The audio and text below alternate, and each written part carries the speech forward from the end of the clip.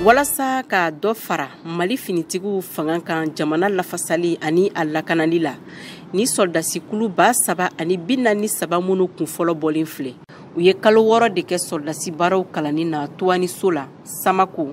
Kulikoro mara la mun ni Bamakɔ cɛ yɛrɛ bɛ taa kilomɛtiri 60 bɔ ɲɔgɔn kɔ ni soldasikula minnu talen filɛ finitigi bonda bɛɛ madɔ b'a la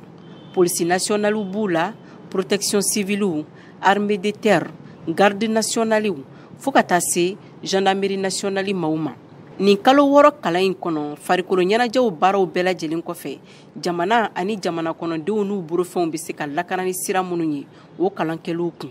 fo ka taa se subahana mansinuw manifinw bɛ se ka kisi a kɔlɔlɔ ma cogo min na ani malifa minnu bɛ ka jɛnsɛn jamana kɔnɔ ka sɔrɔ a tali yamaruyalen tɛ maa dɔw bolo olu bɛɛ lajɛlen bɛ se ka kɛlɛ ni fɛɛrɛ minnu ye ani ɲɛnaminifɛnw tali fo ka taa se banbagati waleya kɛlɛli ma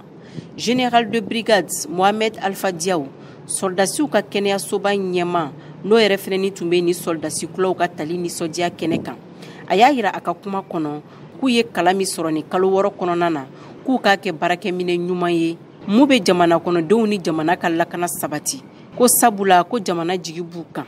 an k'a dɔn k'a fɔ ni hakilina min talen filɛ ka dɔ fara Mali finitigiw kan a bɔla Asimi Goyita yɔrɔ a n'a ka cɛdenw sabula u k'u hamina ye fɛnba min ye bi jamana u ka se ka segin a yɛrɛ ma Mariam Kuyate Bamako VOA Bambara